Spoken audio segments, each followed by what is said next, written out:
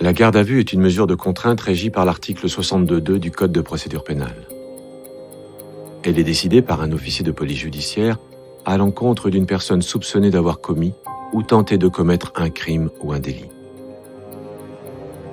Bienvenue dans Garde à vue, le podcast. Le 30 mai 1995, à Saint-Andéol-le-Château, 4 corps sont retrouvés dans un incendie. Un couple et 2 de leurs enfants. Mais tous ont été abattus à bout portant avant l'incendie. Samantha, la fille aînée et unique héritière, et Éric Bruyas, son mari, sont alors arrêtés.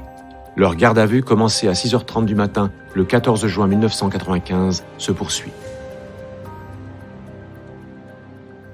Vous écoutez le 3e épisode de l'affaire Bruyas.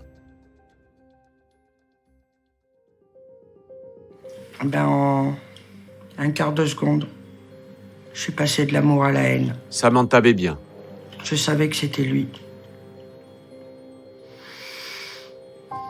Et là, la fureur, elle a été très mauvaise. Et elle l'est toujours d'ailleurs. L'adjudant Jodard décide d'entendre immédiatement Samantha. Il veut l'interroger à chaud pour ne pas la laisser réfléchir. Samantha est en garde à vue depuis plus de 23 heures. Il est maintenant 5h40 du matin. Ça va pour toi, Samantha? On peut reprendre l'audition?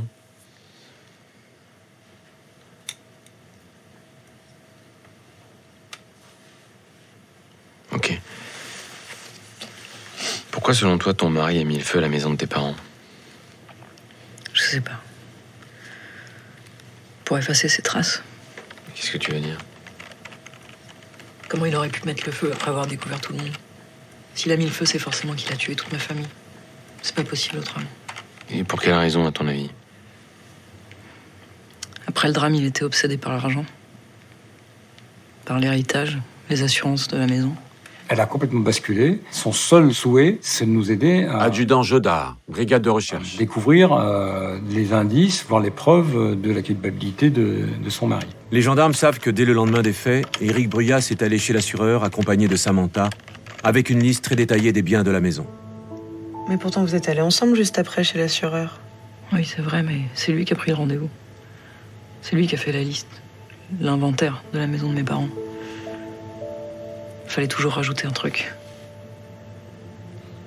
Il a expliqué que ton père devait lui donner une vieille chaudière. C'est pour ça qu'il était allé chez eux avec des bidons d'essence. T'es au courant? J'en ai jamais entendu parler. C'est n'importe quoi. Peut-être qu'il avait une rancœur particulière contre un des membres de ta famille. Non.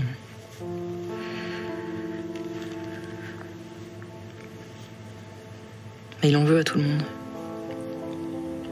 Il en veut à la société. Il croit que c'est un raté et que tout le monde lui en veut. Il est obsédé par ça. Elle est devenue, je dirais, la voix de la vérité. Gendarme Robert, brigade de recherche. La voix de la vérité pour nous, mais aussi pour elle-même. Il était jaloux de tout. De mes parents aussi, je pense. Ils étaient plus à l'aise qu'avant. Il était peut-être même jaloux des enfants. On peut percevoir un soulagement de se libérer de ce poids. Ce qui fait que ni elle ne sera apeurée, ni elle ne sera effondrée, mais elle reste sur sa ligne droite. Dans la journée du 15 juin, Éric Bruyas est interrogé à nouveau 2 fois. Pour rien. Il en reste à sa version de l'incendie. Le temps presse, les gendarmes n'ont plus que 13 heures pour obtenir des aveux. Le maréchal des logis chef Chiapolino décide d'aller lui parler, seul et hors audition. Il y a toujours dans une garde à vue un enquêteur qui est plus en retrait, qui tape aussi les auditions, etc. Adjudant Chavant, section de recherche. Mon collègue Chapolino était plutôt dans ce rôle-là au départ. Et donc, le fait que mon collègue soit seul avec lui, des fois, ça facilite les choses, effectivement. Pendant cette conversation, j'ai fait comprendre à Éric Bruyas que ce qu'il nous disait n'était absolument pas crédible. Chef Chiapolino, section de recherche. Et qu'il fallait avancer plus en avant de manière à ce que l'on puisse porter un crédit à ces déclarations. Ça tient pas ton histoire, on n'y croit pas. Tu nous dis que c'est ton beau-père qui a tué tout le monde, Et qu'ensuite il s'est suicidé, sauf qu'il n'y a pas d'arme dans la maison. Nulle part. Donc c'est pas lui. Donc c'est quelqu'un d'autre. Et ce quelqu'un d'autre est ressorti avec l'arme. Tu comprends?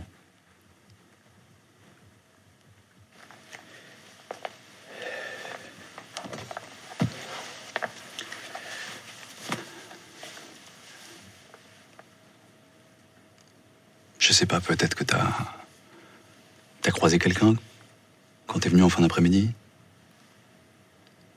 Samantha, elle sait pour l'incendie. On lui a dit. Elle non plus, elle croit pas ta version. Tu comprends? Pour un jury de cour d'assises, ça fait pas un pli ton histoire. Tu vas prendre perpète, Eric.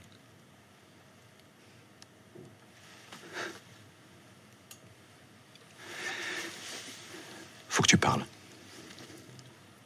Maintenant. Éric Brouillasse se plonge dans ses pensées et essaye de nous trouver une version qui pourrait, une nouvelle fois, coller avec les éléments que nous venions de lui donner. Il y avait quelqu'un. Et l'arme aussi, je sais où elle est. En fait, quand j'ai vu le corps d'Aline, la porte de la maison, elle était ouverte. Et à côté d'Aline, il y avait un homme. Avec une arme, genre carabine courte. C'était un arabe. J'ai foncé dessus et il est tombé contre une commode. Là, j'ai vu les autres corps. Dans cette nouvelle version, c'est un mystérieux agresseur qui a assassiné toute la famille Bébien. Et c'est lui aussi qui a installé le système de mise à feu dans la maison, mais Éric Brouillasse n'a pas pensé à éteindre les bougies sur les bidons. Après, je l'ai mis dans le coffre de ma voiture, avec l'arme aussi. Après s'être battu avec l'homme, il croit l'avoir tué et le porte dans le coffre de sa voiture avec son arme. Et je suis allé à l'étang du plan d'eau du... Ensuite, il roule jusqu'à un étang en bord de Rhône. Là, il jette dans l'eau le corps et l'arme et il rentre chez lui. Éric Brouillasse accepte de conduire les gendarmes sur les lieux. On s'est dit, là, on aura une preuve matérielle. Adjudant Chavant. On ne croyait pas du tout, bien sûr, à la version de l'arme, mais l'arme, effectivement, peut-être qu'il l'a emmené dans le Rhône, qu'il l'a acheté dans le Rhône, donc il faut absolument qu'on aille faire son déplacement sur les lieux. Je vous rappelle que je crois qu'on n'est pas très loin de la fin de la garde à vue, il reste peu de temps, et il peut changer d'avis, effectivement, il faut faire ça à chaud.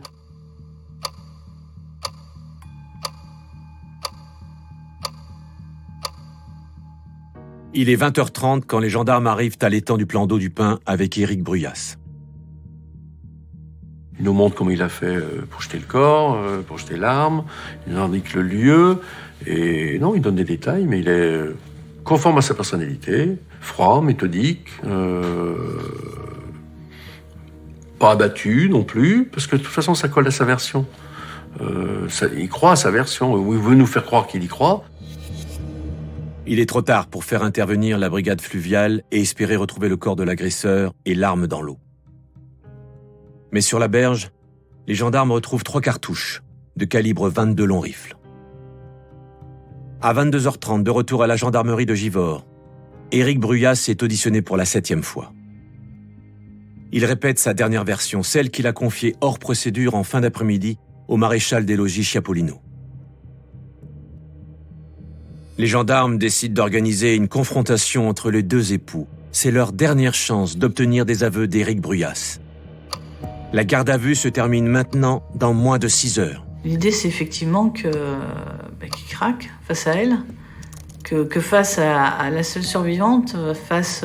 Gendarme Robert, brigade de recherche. Face à cette femme qui représente sa vie aussi, puisque c'est sa conjointe, qu'il en arrive à dire la vérité. On va peut-être avoir une réaction d'effondrement d'Éric Brouillasse, il va peut-être enfin prendre conscience de l'horreur de ce qu'il a fait, il va peut-être se mettre à pleurer, il va peut-être se relâcher totalement, et on pense que Samantha elle est presque mieux placée que nous pour le faire réagir.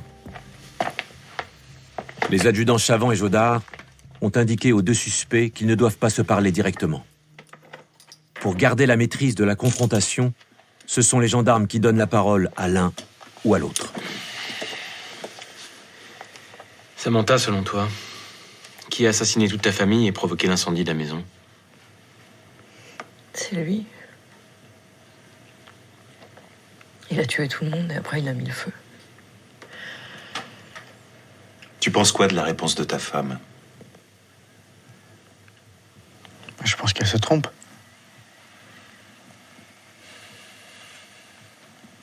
Personne ne saura jamais ce qui s'est passé. Ça, c'est le clou du spectacle. C'est le pire qui puisse arriver à des enquêteurs. C'est que ça se termine comme ça. C'est que la personne soupçonnée vous dise « Moi, je suis fermé, personne ne saura jamais ce qui s'est passé. » Peut-être est-il déjà en train de préparer dans sa tête une nouvelle version, qui sera encore parcellaire, ou est-ce peut-être un semblant d'aveu déguisé, mais les choses étant tellement horribles, il ne peut pas les dire, ça peut vouloir dire ça. C'est une possibilité, mais j'avoue qu'on est dans l'expectative. Qu'est-ce qui se passe dans la tête d'Éric Bruyas à ce moment-là lorsqu'il dit ça? Le soir du drame, devant la maison en flammes, Samantha t'a vu pleurer. Pourquoi tu pleurais? Parce que mes beaux-parents étaient morts. Mais comment tu peux dire ça, putain? Mais comment tu peux dire ça? Calme-toi, calme-toi. Mais personne ne savait que mes parents étaient morts à ce moment-là.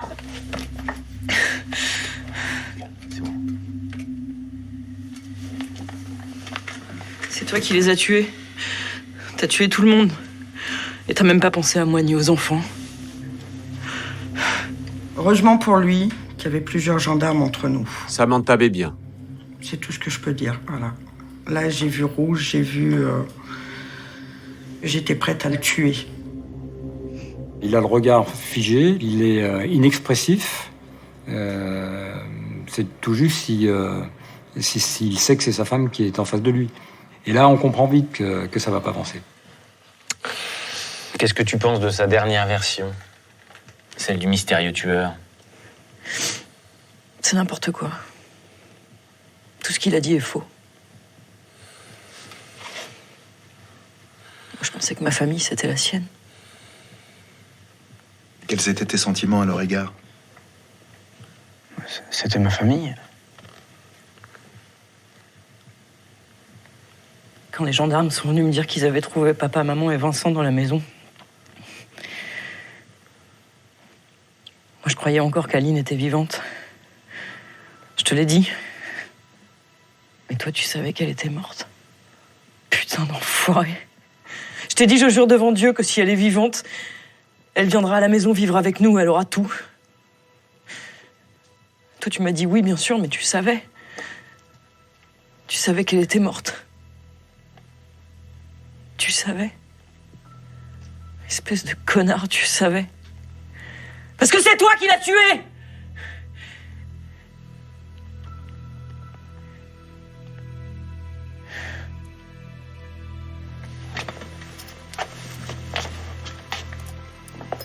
Il est 4 heures du matin, la confrontation prend fin. Éric Bruyas n'a rien avoué. La garde à vue est terminée.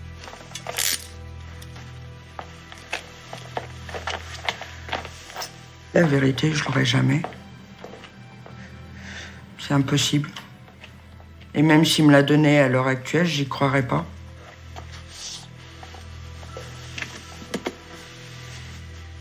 La vérité, ça voudrait dire qu'ils disent que c'est lui, puisque c'est ses munitions, c'est tout qui est à lui. Ça voudrait dire que le personnage qui s'est forgé n'existe pas. Donc là, c'est son monde à lui qui s'écroulerait. Et là, il ne le supporterait pas.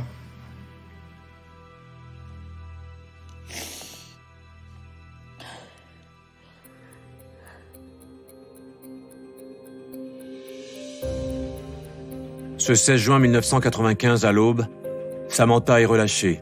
Elle peut rentrer chez elle et retrouver ses 3 enfants. Son mari est conduit chez le juge d'instruction au palais de justice de Lyon, où il est mis en examen pour assassinat et placé en détention provisoire. Le lendemain, la brigade fluviale met la main sur une carabine 22 long rifle, à l'endroit précis indiqué par Éric Bruyas. Il s'agit bien de l'arme qui a servi à assassiner la famille Bébien. Plus tard, Bruyas reconnaîtra que c'est bien la sienne. Mais aucun corps ne sera jamais remonté. Le mystérieux agresseur n'existe pas. En juillet 1995, devant le juge d'instruction, il livre une nouvelle version. Désormais, ce sont 3 trafiquants d'armes de la région lyonnaise qui ont assassiné la famille Bébien avec sa carabine 22 long rifle. En octobre 1999, Éric Bruyas est condamné par la cour d'assises de Lyon à la perpétuité avec 22 ans de sûreté. Pendant le procès, il répète sa dernière version, celle des 3 trafiquants. Aujourd'hui, Éric Bruyas est toujours en prison. Samantha, elle, s'est reconstruite, elle a refait sa vie, et ses enfants vont bien.